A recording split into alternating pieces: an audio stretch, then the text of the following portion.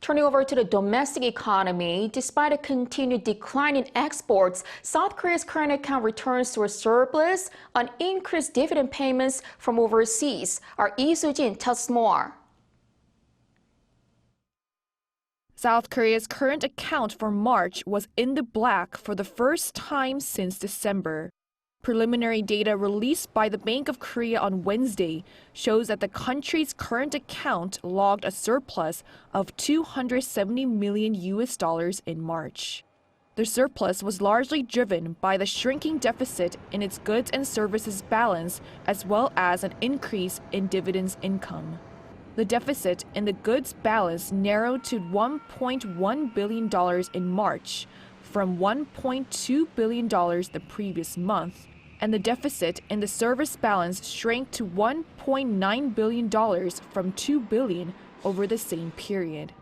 The primary income account, which includes overseas dividend payments, was in the black as the dividends income balance saw a surplus of $3.1 billion, largely due to tax benefits given to Korean corporations abroad. The deficits in the goods and services balances, however, are still a concern, with the goods balance staying in the red now for 6 straight months and the deficit in the services account, which includes tourism, expected to continue as group tours of Chinese travelers are slow to recover. Despite the current account being in surplus in March, it recorded a deficit of $4.4 billion during the January to March period, the first time since the first quarter of 2012 that the nation saw a current account deficit on a quarterly basis.